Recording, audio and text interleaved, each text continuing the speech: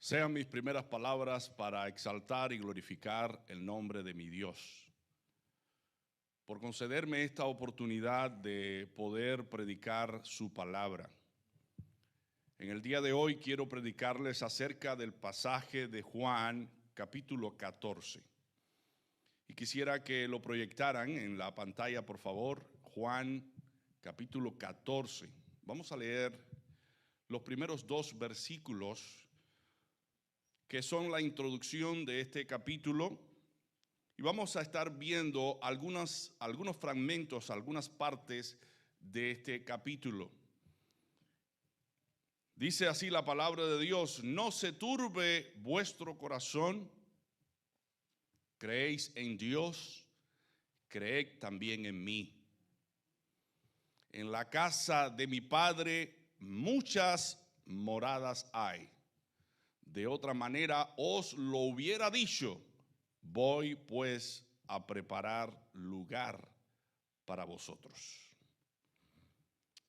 Sin lugar a dudas, nosotros sabemos por la persona de Jesús, el Hijo de Dios, que hay un gran plan de salvación a través del Evangelio, donde nosotros podemos ser parte de ese plan y donde nosotros podemos un día estar en las moradas de las cuales Jesús nos habla. Sabemos que de este lado del sol hay muchas corrientes de pensamientos, muchas personas que piensan distintos, de maneras distintas a nosotros. Muchos devalúan el hecho de que pueda existir un lugar donde todo pueda ser felicidad, paz y gozo por el Espíritu Santo, pero nosotros los creyentes creemos que Dios tiene preparado un lugar para su iglesia. Y ese lugar es un lugar glorioso, con todas las condiciones para que nosotros allí seamos felices y no nos falte cosa alguna que colabore con nuestro bienestar. Pero mientras ese día llega, ese momento llega, nos enfrentamos a momentos y circunstancias difíciles, donde tenemos que batallar contra muchos enemigos, personas que tratan de apagar nuestra fe, personas que con su maldad y con su corrupción quieren seducirnos, llevarnos a practicar lo que Dios condena en su palabra, que es el pecado. Pero a pesar de esas luchas y esas dificultades que enfrentamos como hijos de Dios en un mundo lleno de maldad, debemos recordar de que Dios no nos ha abandonado, de que no estamos solos. Dios está con nosotros y está de parte de nosotros. Y por eso yo quisiera en este día compartir con ustedes 6 promesas que Dios nos deja en su palabra para tiempos tempestuosos, para tiempos difíciles. Aunque las circunstancias que enfrentamos hoy parezcan contradecir la verdad de que Dios está con nosotros y por nosotros, aunque aparezcan momentos difíciles de nuestra vida que parezcan desvirtuar las promesas de Dios, Jesucristo quiere que tú y yo sepamos que nosotros podemos descansar en las promesas que Dios nos deja en su palabra, y que en este caso Jesucristo nos comparte 6 de ellas para que nosotros vivamos en este mundo confiadamente, vivamos en paz, vivamos con la tranquilidad de que Dios estará en los momentos más difíciles de nuestra vida como poderoso gigante para ayudarnos y defendernos en medio de un mundo hostil en el cual vivimos. El hombre, aunque suela desvirtuar las promesas de Dios, no podrá, porque la palabra de Dios es verdad y nosotros hemos comprobado que lo que dice la palabra de Dios es cierto por experiencia personal. Y el Señor quiere a través de este sermón impartirnos consolación. Las promesas del Señor son nuestro consuelo en medio de las tempestades de la vida, en medio de las pruebas. Y quiero compartir con ustedes 6 de estas promesas. La primera promesa dice así: Jesús tiene un lugar para nosotros. Jesús tiene un lugar para nosotros. Este mundo se ha convertido en un mundo casi inhabitable debido a tanta maldad, tanta corrupción, tantas situaciones que vemos, tragedias que vemos ocasionadas por la maldad humana. Y este no es nuestro hogar. Este no es el lugar, aunque quisiéramos seguir disfrutando de lo que Dios ha creado para esta vida es imperfecta debido a la corrupción humana. Hay una ciudad, hay un lugar mucho mejor que este, donde todo es perfecto, un lugar donde estaremos con Dios por toda una eternidad, y Jesucristo quiere que tú y yo sepamos que ese lugar existe, que ese lugar es real y que Él vino para testificar de ese lugar y decirnos a todos los que hemos creído en su nombre que hay una morada, hay un lugar, hay un espacio para nosotros si nos mantenemos confiando y creyendo en Jesucristo, sin titubear, sin abandonar la fe cristiana. Dice el Señor: no se turbe vuestro corazón, creéis en Dios, creed también en mí. En la casa de mi Padre muchas moradas hay. Si así no fuera, yo os lo hubiera dicho, voy pues a preparar lugar para vosotros. Y si me voy y os preparo lugar, vendré otra vez y os tomaré a mí mismo, para que donde yo esté, vosotros también estéis. Esa es la promesa. Él vendrá a buscar a su iglesia para que su iglesia esté en el lugar perfecto. Creadas allí están las condiciones para que tú y yo vivamos con Jesucristo por toda una eternidad. Jesús había hablado a sus discípulos que sería momentos antes entregado a los hombres y que le matarían, pero que después de muerto resucitaría al tercer día, y así se cumplió. Él resucitó al tercer día, los discípulos pudieron verlo con sus ojos y más de 400 personas pudieron contemplar la ascensión de Cristo al cielo. O sea que la resurrección de Cristo fue algo que produjo en los discípulos tanta pasión por el evangelio que después de Cristo ascender al cielo, los discípulos se quedaron en la tierra tan entusiasmados, tan gozosos, que empezaron a predicar el evangelio por todas partes. Y estos discípulos que vieron a Jesucristo resucitado fueron capaces de dar sus propias vidas por Jesucristo, porque estaban convencidos de que Jesucristo era Dios.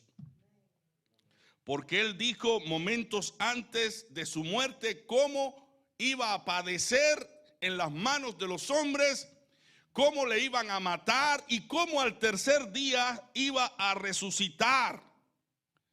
Y es el mismo Jesús quien está hablando aquí y te está prometiendo a ti y me está prometiendo a mí que hay un lugar garantizado en el cielo para todos aquellos que creen en Él. Porque dice la Escritura que todo aquel que en él creyere y fuere bautizado, este será salvo. Será salvo aquí, será salvo allá. En la eternidad tendrá la oportunidad de estar con el Señor para siempre. Este lugar es un lugar concreto, es un lugar que los salvados podrán verlo. Es un lugar donde el mundo será perfecto, con todas las condiciones para vivir una vida feliz por toda una eternidad. Y el Señor Jesús está hablando de ese lugar y dice, y si no fuera así, si así no fuera, yo os lo hubiera dicho. Así que Él se fue, pero regresará, como Él lo ha dicho, a buscar a su iglesia para que su iglesia esté con Él. Por esa razón nosotros los predicadores predicamos para que muchos entren al arca de salvación y vengan a Jesucristo en arrepentimiento y fe antes que Cristo venga, porque hay una esperanza de salvación para todo aquel que cree en Él. Hay una promesa de salvación. Y el mensaje de Jesucristo hoy es el siguiente: arrepentíos y creed en el Evangelio. Arrepiéntete de tus pecados, acógete a la gracia de Dios, ven, acepta los principios de Dios, empieza a practicar esos preceptos y esos mandamientos que Jesús te deja en su palabra, y tú podrás estar con Jesucristo por toda una eternidad cuando Él venga a buscar a su iglesia. Esta fue una gloriosa promesa para aquellos que tendrían que enfrentar después de la ascensión de Jesucristo tribulaciones y persecuciones. Los cristianos tuvieron que padecer muchas aflicciones y muchos de ellos fueron llevados a hogueras, muchos de ellos fueron decapitados, muchos de ellos tuvieron que ser crucificados por causa de su fe. Pero ninguno de ellos fue al martirio quejándose o lamentándose, sino cantando himnos, alabando y glorificando el nombre de Dios, con la esperanza de que después de la muerte ellos serían resucitados para estar con Jesucristo. Porque si Cristo resucitó, ellos también resucitarán en el día postrero. Porque Cristo, frente a la tumba de Lázaro, dijo: yo soy la resurrección y yo soy la vida, y el que cree en mí, aunque esté muerto, vivirá. Y todo aquel que muere no morirá eternamente, porque Jesucristo es la resurrección y Él es la vida. Jesús ahora es uno con el Padre y está a la diestra del Padre, esperando el momento, el tiempo que se cumpla para venir a buscar a su iglesia. Y solamente Él tiene la capacidad de ofrecer algo tan perfecto, porque demostró decir la verdad. Cristo demostró decir la verdad. Y por esa razón es que nosotros confiamos plenamente en Él, porque Él es la verdad.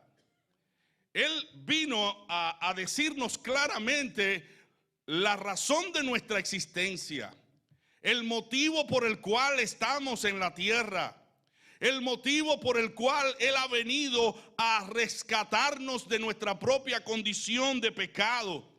Él vino, dio su cuerpo, dio su vida por ti y por mí, para que en Él seamos perdonados. A través de su sangre, a través de su sacrificio, tú y yo seamos perdonados y podamos tener la oportunidad de acogernos a la bendición que Él ofrece para todos aquellos que creen en Él. Esta es una buena noticia que tú y yo debemos abrazar en el corazón. Jesús se iba, pero solo por un tiempo. Él dijo que regresaría por su iglesia. Son muchos los momentos de nuestra vida en que sentimos que nuestro corazón está turbado y con cierto temor por las enfermedades, los disgustos que existen en el mundo por las injusticias, los problemas económicos, las dificultades que tenemos en medio del hogar, las muertes que se ocasionan por causa de los asesinatos, los desprecios y los maltratos de los hombres. Hoy nosotros podemos sentir que nuestra alma está abatida, que nuestra alma está turbada, pero el Señor te dice hoy: no se turbe tu corazón. Creéis en Dios, creed también en mí. En la casa de mi Padre muchas moradas hay. Hay un lugar preparado para ti y para mí. Jesús nos está diciendo aquí la verdad. Él es fiel. No nos abandonará aquí, ni nos abandonará en la eternidad, porque Él lo ha prometido. He aquí, yo estoy con vosotros todos los días hasta el fin del mundo. Él va a estar con nosotros en medio de las tribulaciones, en medio de las tempestades. Así que no temas, confía en el Señor. En el pasaje que estamos relatando, uno de los discípulos llamado Tomás le dice al Señor: ¿cómo pues podemos saber el camino? Jesús había estado hablando de cosas que nadie había visto. Y Tomás dice: ¿cómo podemos saber el camino que lleva hacia Dios? ¿Cómo podemos saber el camino que lleva a esa ciudad, a ese lugar eterno donde tú me estás diciendo que vamos a estar? ¿Cuál es el camino para llegar a esa ciudad, a ese lugar prometido por el Evangelio? La pregunta de Tomás refleja la incapacidad humana para comprender las cosas espirituales. Pero en este texto Jesús le dice a Tomás las palabras que Dios quiere que tú y yo entendamos y la acojamos como la segunda promesa. Jesús dice: yo soy el camino, yo soy la verdad y yo soy la vida.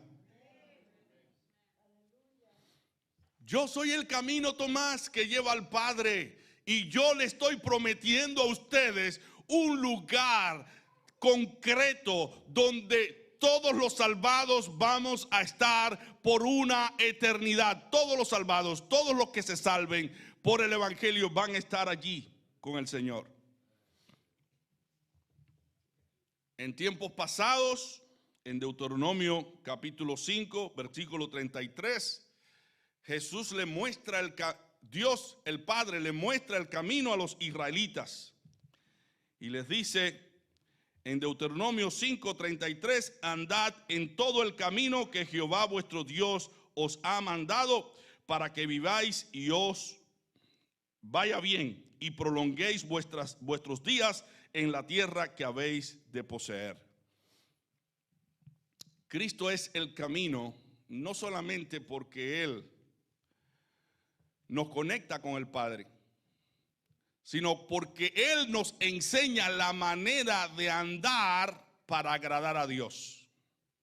Por eso también Él es el camino. La manera de andar en sus preceptos y en sus mandamientos. Antiguamente no se conocía o no se había avisorado el momento de poder conocer al Hijo de Dios, pero ya en figuras, en símbolos, estaba siendo reflejado Cristo en el Antiguo Testamento, cuando Dios le dice al pueblo: andad en todo el camino que Jehová vuestro Dios os ha mandado, para que viváis y os vaya bien y prolonguéis vuestros días en la tierra que habéis de poseer. ¿Por qué decimos que Jesús es el camino? Porque Él dijo: el que oyere mis palabras y las hiciere, le compararé al hombre que pone su casa sobre la roca. Él es el camino, Él es la verdad. El que me oyere e hiciere conforme a mi palabra, le voy a comparar con el hombre que pone su casa sobre la roca, y al venir los ríos, los vientos y dar con ímpetu contra esa casa por estar sobre la roca no será destruida. Jesús hace una comparación aquí, y esa comparación debe hacernos entender que si nosotros escuchamos la palabra de Dios y la practicamos en nuestro corazón, podrán venir momentos difíciles, tempestades, tribulaciones, pero esas tribulaciones y esas tempestades no podrán destruir nuestra vida, ni la vida de nuestra familia, si estamos poniendo nuestra vida sobre la peña que es Jesucristo. Pon tu vida sobre los principios de Cristo, y aunque vengan dificultades, tú te mantendrás en pie. Él es el camino, Él es la salida, Él es nuestra roca fuerte, Él es todo para nosotros. Pero también Él dice: el que escuchare, el que me oyere y no hiciere conforme a mis palabras, yo le voy a comparar con el hombre que hace su casa sobre la arena.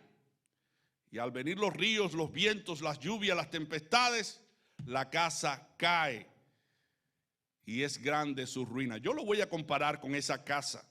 Y mi hermano, mira a tu alrededor. Todas aquellas personas que no están poniendo en práctica los principios del evangelio, mira a tu alrededor cómo viven, cómo están, dónde están sus hijos,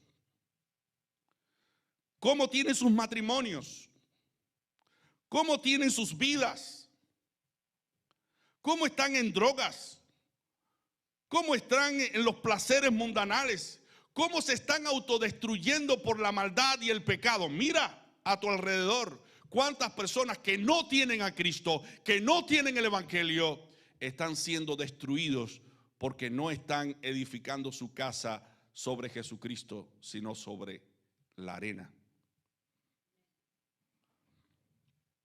Por eso Jesucristo es la verdad. Él dice: yo soy el camino, yo soy la verdad. Dice el Salmo 86, versículo 11: enséñame, Jehová, tu camino y caminaré yo en tu verdad. Afirma mi corazón para que tema tu nombre. Esta era la petición del salmista. Pero ya el Señor nos ha enseñado el camino y nos ha enseñado la verdad bíblica, para que no estemos confundidos en un mundo lleno de tinieblas. Pero no solamente Él es la verdad, también es la vida. Él es la vida, es la persona que sustenta la vida, de donde proviene la vida. Proverbios 10:17 dice el proverbista: guardar la instrucción es camino que lleva a la vida. El que rechaza la reprensión yerra. La instrucción de Cristo, la instrucción que Cristo nos deja en su palabra, nos da vida, nos llena de vida. Por eso dice también la Escritura: retén el consejo, no lo dejes, porque eso es tu vida. Los consejos de Cristo son nuestra vida. Y en primera de Juan 5, del 11 al 12, dice Juan: y este es el testimonio que Dios nos ha dado, vida eterna, y esta vida está en su Hijo. El que tiene al Hijo tiene la vida. El que no tiene al Hijo de Dios no tiene la vida. El ser humano necesita un camino para acercarse a Dios, porque está separado de Dios por causa del pecado. El ser humano necesita conocer la verdad, porque anda en caminos de mentira. Y el ser humano necesita vida, la vida plena que da Jesús. Muchas veces los hombres llenos de orgullo y de soberbia quieren aparentar de que sus vidas están en óptimas condiciones y pretenden vivir una vida de fachada, pero en el interior, en el secreto del corazón, estas personas lloran porque ansían la paz y la felicidad que solamente podemos encontrar en Cristo Jesús. Muchas personas se dejan arrastrar por filosofías, por corrientes religiosas que solamente pueden proporcionar algún tipo de alivio, pero la enseñanza que Cristo nos da en su palabra es medicina para nuestra vida, porque transforma nuestros corazones y nos permite encontrar la verdadera razón de nuestra existencia. Jesús es la respuesta a tus problemas. Jesús es la respuesta. Acércate a Jesús. ¿Cómo puede acercarse una persona a Jesús? Algunos creen que podemos ir a Dios por muchos caminos, pero hay un solo camino. Ese camino es Jesucristo. Hay muchas religiones, pero solamente una religión es la verdadera, aquella que enseña el camino, que es Jesucristo. Cualquier otra religión que ignore esta verdad está equivocada. Cristo es el camino. Otro discípulo en el pasaje, llamado Felipe, aprovechó la oportunidad para hacer una pregunta al Señor. Señor, muéstranos al Padre y nos basta. El trasfondo de esta pregunta es el concepto judío de que nadie puede ver a Dios. En Éxodo 33, versículo 20. Pero aquí oímos de Jesús otra sorprendente declaración. Ya había declarado que Él es el camino, la verdad y la vida, y ahora dice así, de esta manera: el que me ha visto a mí, ha visto al Padre. Quien ha conocido a Jesús, ya ha conocido al Padre moralmente, en sus atributos. Si queremos ver a Dios, no lo podemos ver a través de otra persona, sino a través de Jesucristo. Jesucristo nos mostró el Padre. Esto le da tremendo sentido y cuestión a nuestras vidas, a la cuestión acerca de la vida. ¿Quién es Jesús? No solo un profeta, no solo un maestro. Jesús es Dios mismo, el Dios encarnado, el Dios que vino, la segunda persona de Dios, la segunda persona de la Trinidad, que descendió del cielo, se hizo carne para que tú y yo, a través de él, conociéramos a Dios. Y en el pasaje bíblico, Jesús le dice a sus discípulos: ustedes harán cosas mayores, obras mayores que las que yo he hecho. Dice en Juan 14, del 12 al 13. Y esta es otra promesa que Dios nos deja en su palabra, que haremos obras mayores que las que Jesús realizó. Juan 14, del 12 al 13. Dice: de cierto os digo, el que en mí cree, las obras que yo hago, él también las hará, y aún mayores hará, porque yo voy al Padre. Todo lo que pidáis al Padre en mi nombre, lo haré, para que el Padre sea glorificado en el Hijo. Esta es una promesa atrevida. ¿Puede el cristiano hacer mayores obras que Jesús? Bueno, en realidad, a lo que Cristo se estaba refiriendo era que el evangelio que había comenzado por 12 personas, ese evangelio se iba a propagar por todas las ciudades, por todas las naciones, por todas las tribus, iba a llegar hasta la redondez de la tierra, y los hombres los creyentes serían los instrumentos de predicar ese evangelio y hacer que muchas almas vinieran al conocimiento de la verdad. Nadie llegó a pensar que el evangelio predicado por 12 personas podía llegar hasta nuestros días hoy y nosotros también formar parte de la iglesia invisible de Cristo y la iglesia visible de Cristo que se está preparando para la eternidad. Muchos han sido sanados, muchos han sido transformados, muchos hemos tenido testimonios de diferentes formas y maneras que nos ha llevado al conocimiento de la verdad de Dios plena, y hoy estamos en el camino de la fe, formando parte de la iglesia del Señor. Así que los discípulos de Cristo hicieron mayores obras que Cristo en ese sentido, porque empezaron a predicar la palabra de Dios y muchos empezaron a convertirse y a entregarse al Señor, y muchos milagros se hicieron. Así que en este día, tú estás mirando tu problema, tu situación, puedes con toda certeza y seguridad recurrir a esta promesa que el Señor te deja en su palabra. De cierto os digo que el que en mí cree, las obras que yo hago, él también las hará, y aún mayores hará, porque yo voy al Padre. Él está a la diestra del Padre, y dice esta promesa: todo lo que pidáis al Padre en mi nombre, yo lo haré. Él lo ha prometido, así que tú puedes clamar a Él, porque Él está a la diestra del Padre precisamente con ese objetivo, para interceder por tu necesidad, tu problema. Acércate a Dios con fe, y Jesucristo en su bondad y en su misericordia cumplirá con su promesa. La cuarta promesa es que Él hará todo lo que pidamos al Padre en su nombre. Dice: si algo pedís en mi nombre, yo lo haré. Esta cuarta promesa nos lleva a la pregunta: ¿contesta Dios todas las oraciones de su pueblo? Todas las oraciones que hacemos, Dios las contesta. Lo que llamamos oraciones no contestadas no son más que demostraciones concretas del amor infinito de Dios.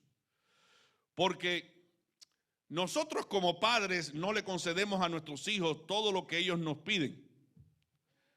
Porque nuestros hijos muchas veces ignoran que si nosotros le damos lo que ellos nos piden, eso puede revertirse en su propio perjuicio, en su propio mal. Muchas veces le pedimos a Dios también como hijos cosas que Dios sabe que si Él nos la da, va a ser en perjuicio de nuestra vida. Así que las mejores oraciones contestadas son esas oraciones que Dios nos responde. Porque muchas veces podemos ser llevados por nuestras pasiones y nuestros deseos y pedirle a Dios algo que va en detrimento, en perjuicio de nuestra alma, de nuestra vida, y Dios no lo concede por esa razón. Dice 1 de Juan 5:14: esta es la confianza que tenemos en Él, que si pedimos alguna cosa conforme a su voluntad, Él nos oye. Que si pedimos conforme a su voluntad, Él nos oye.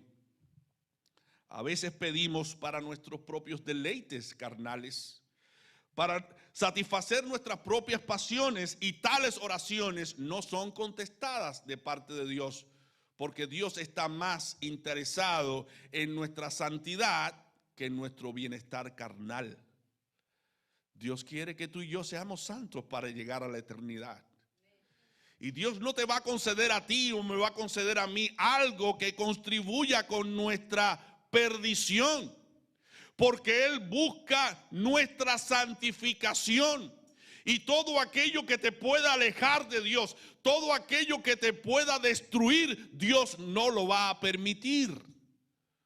Así que debemos pedir conforme a la voluntad de Dios. Dice Santiago 4, del 2 al 3. Codiciáis y no tenéis, matáis y ardéis de envidia y nada podéis alcanzar. Combatís y lucháis, pero no tenéis lo que deseáis porque no pedís. Pero al mismo tiempo dice Santiago: pedís, pero no recibís porque pedís mal, para gastar en vuestros deleites. Así que cuando clamamos a Dios, tenemos que decirle: Dios, quiero que me conceda esta petición, pero debemos estar conscientes de que esa petición debe estar alineada con la gloria, con la voluntad de Dios y con nuestro propio bienestar espiritual, porque Dios no le va a conceder a sus hijos algo que vaya en perjuicio de su alma, de su vida espiritual. Así que podemos tener la certeza de que Dios nos va a contestar conforme a nuestras necesidades y conforme a la necesidad de bienestar de nuestras vidas, y con esa confianza debemos clamar a Dios, porque Jesucristo está a la diestra del Padre precisamente para abogar por ti y por mí y concedernos las cosas que le pidamos. Pero debemos revisar nuestro corazón.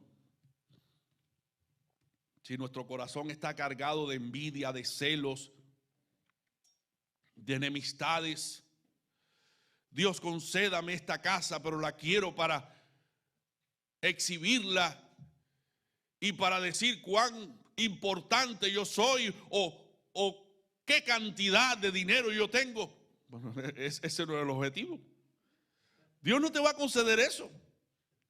Dios, concédame un carro del año para que yo pueda exhibirlo y todos mis amigos vean que yo soy una persona que tengo dinero. Bueno, esa petición Dios no lo va a escuchar. Mi hermano, dice la Escritura: buscad primeramente el reino de Dios y su justicia, y todas las demás cosas vendrán ¿cómo? Por añadidura. Busca a Dios. Mi hermano, yo no sé cuántas veces yo he estado necesitando algo y no se lo he dicho a alguien: yo necesito esto, pero como he estado concentrado en las cosas del Señor,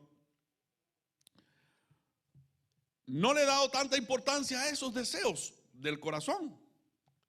Y después, sin yo procurarlo, sin yo buscarlo, el Señor me lo proporciona.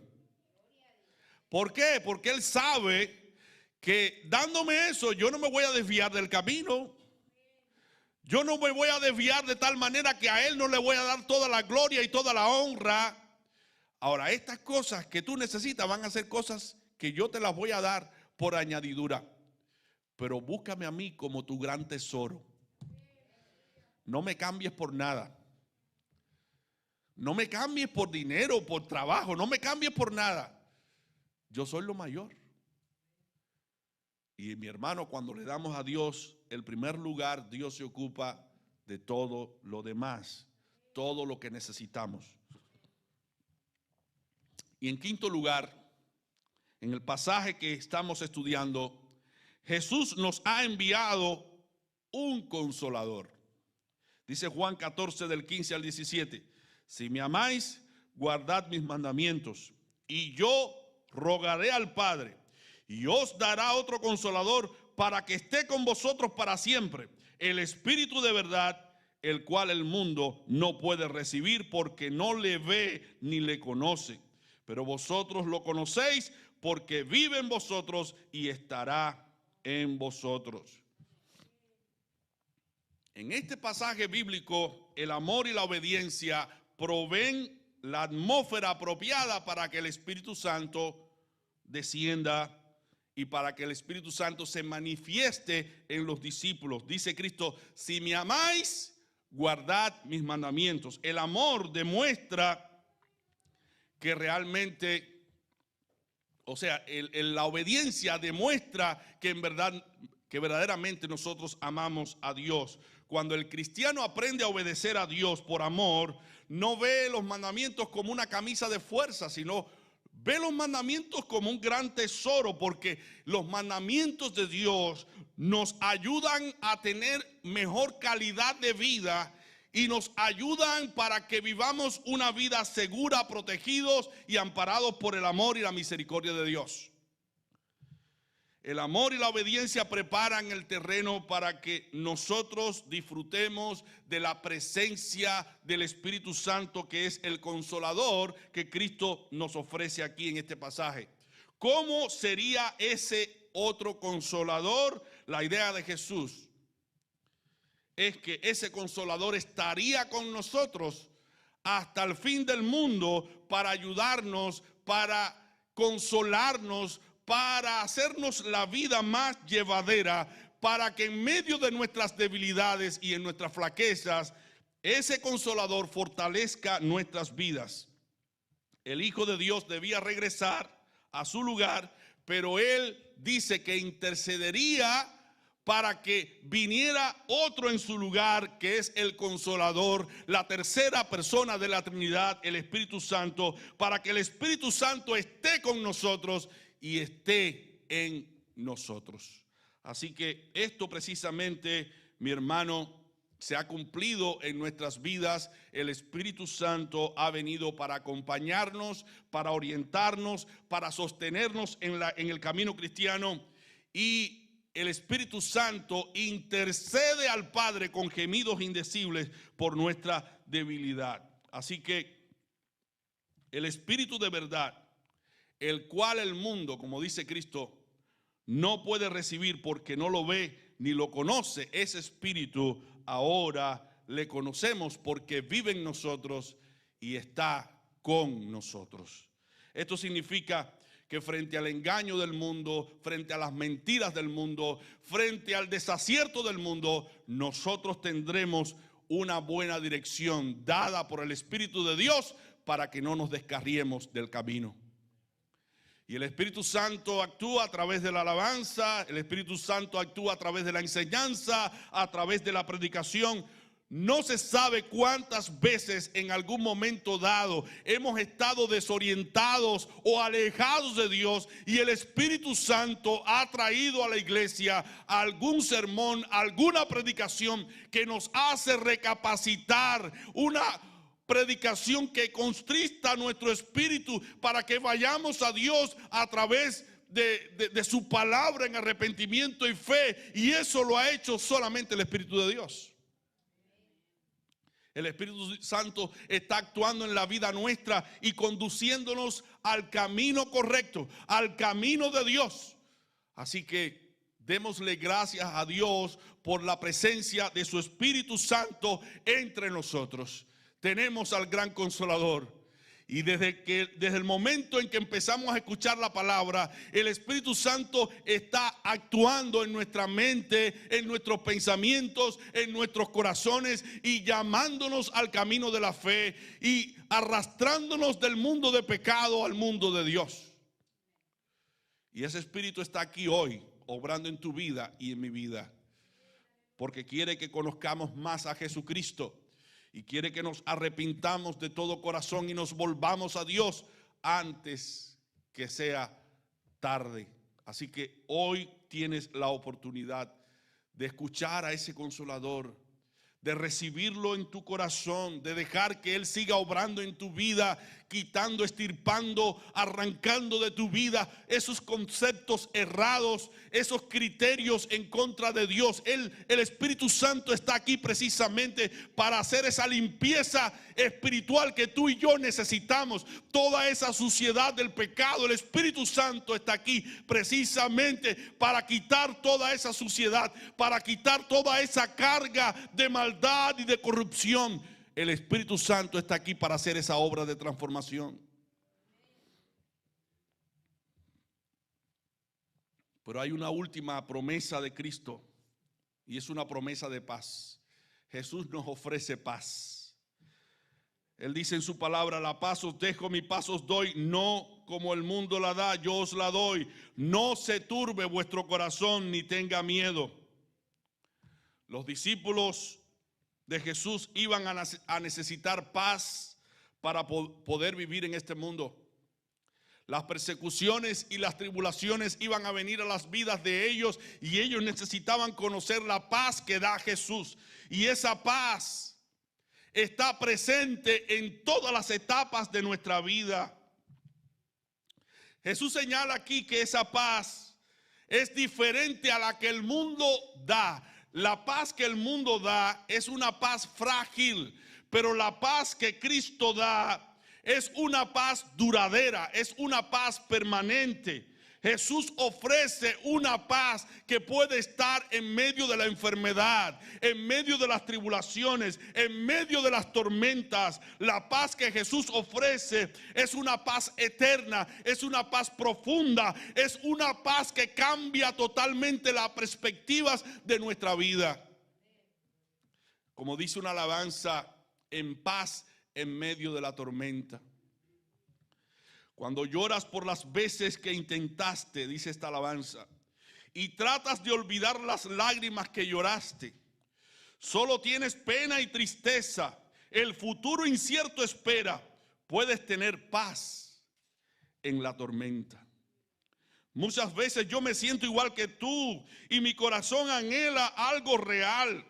El Señor viene a mí y me ayuda a seguir en paz en medio de la tormenta. Puedes tener paz en la tormenta, fe y esperanza cuando no puedas seguir, aún con tu mundo hecho pedazos, en paz en medio de la tormenta. Mi hermano, nosotros hemos podido comprobar esa paz por experiencia personal. Yo tuve un momento difícil en mi vida y fue la pérdida de mi padre, verlo morir, ver todas las etapas de ese sufrimiento, de esa situación de despegarse del mundo físico, de expirar y ya no respirar más. Ese proceso tuve yo que verlo, enfrentarlo. Era algo que para mi entender yo no podía soportar. Era algo mayor que yo. Yo siempre decía, yo no voy a poder soportar ver a mi padre morir. Cuando llegó ese momento, yo clamé a Dios, porque sabemos que todos vamos a pasar por ese trance difícil. Mi papá ya sabía que iba a morir y él en su etapa final nos daba mucho ánimo a nosotros.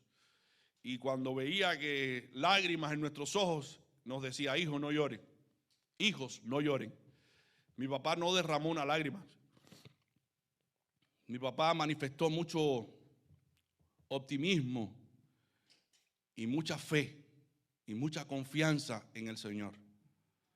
Y en los momentos antes de llegar a su muerte, mi papá estaba orando, cantando, alabando el nombre del Señor.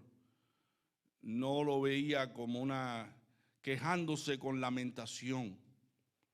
Sí, era verdad que estaba sintiendo que sus propios órganos se iban parando poco a poco y eso da dolor en el cuerpo y eso él lo podía manifestar, esos dolores. Mi papá describió el momento de la muerte, cuando ya la muerte estaba en sus pies, iba subiendo hacia las otras partes del cuerpo.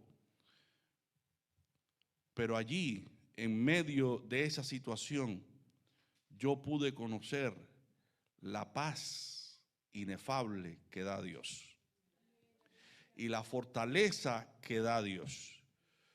Yo sentía la presencia de los ángeles allí. Yo sentía la presencia de Dios allí. Yo sentía que yo no estaba solo. Dios me dio testimonio de que ese era el momento en que mi papá iba a partir. El Señor nos preparó para ese evento. Las veces que mi papá estaba en situaciones críticas de salud y clamábamos a Dios, Dios lo levantaba de ese estado crítico. Pero llegó el momento en que ya Dios nos dio testimonio de que era el momento en que él iba a partir. Y mi hermano, yo no puedo tener otro testimonio mayor en esa etapa de la muerte, que ese testimonio que tuve allí al lado de mi padre. Incluso él tiene una alabanza que cantó antes de morir, que dice, si es que no puede ser como yo quiero, que dice, si es que no puede ser lo que yo quiero, cúmplase mi Señor tu voluntad. Pues todo cuanto pongas en mi vida es para el bien de mi alma nada más.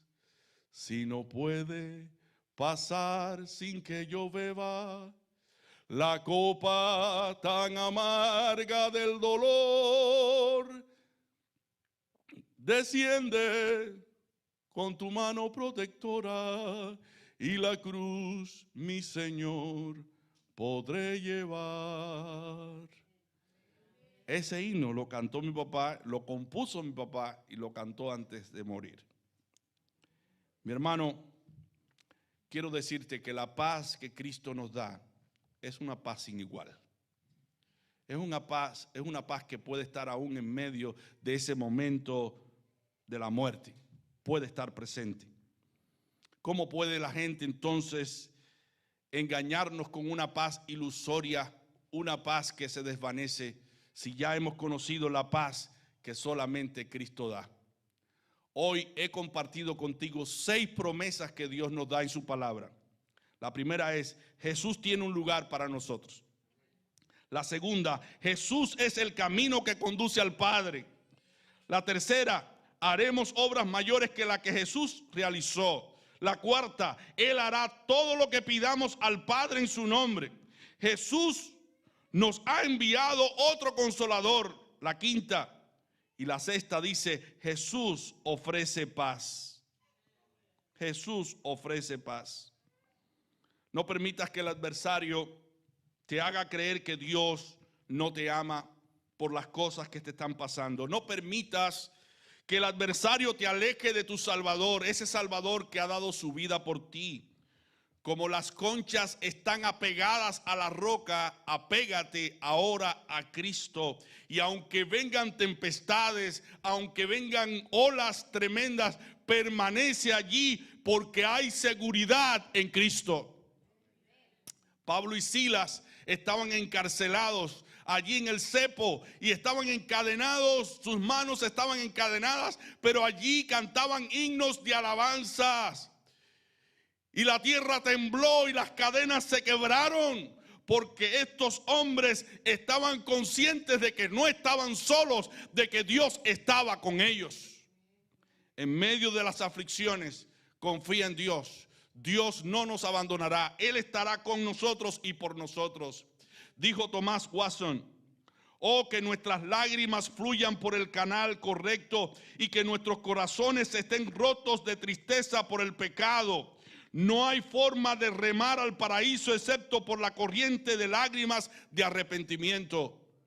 Si tú has pecado, si has ofendido a Dios, ven, arrepiéntete, entrégate a Dios, porque dice la palabra: arrepentíos y creed en el evangelio.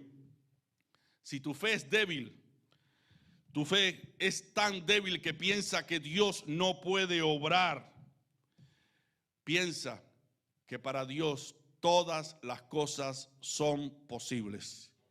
Y Él ha dicho que Él da esfuerzo al cansado y multiplica las fuerzas al que no tiene ningunas. Los muchachos se fatigan y se cansan, los jóvenes flaquean y caen, pero los que esperan en Jehová tendrán nuevas fuerzas. Si has perdido tus fuerzas, pon tu vida en las manos del Señor. Confía en Él, cree en sus promesas, porque ellas son nuestras fortalezas en medio de la aflicción. Ven al Señor ahora. Ven, apodérate de estas 6 promesas y dile al Señor: Señor, yo confío en ti. Yo espero en ti. Yo esperaré en ti. Aunque vengan tempestades, aunque vengan tormentas, yo esperaré en ti. Tú no te tardarás, porque dice tu palabra que tú no desamparas a aquellos que en ti confían. Así que ven al Señor ahora. Si tú no has arreglado tus cuentas con el Señor, arréglalas. Arrepiéntete, conviértete al Señor, bautízate, forma parte del cuerpo de Jesucristo y prepárate para la eternidad, porque Jesucristo ha prometido un lugar para ti. Que Dios te bendiga.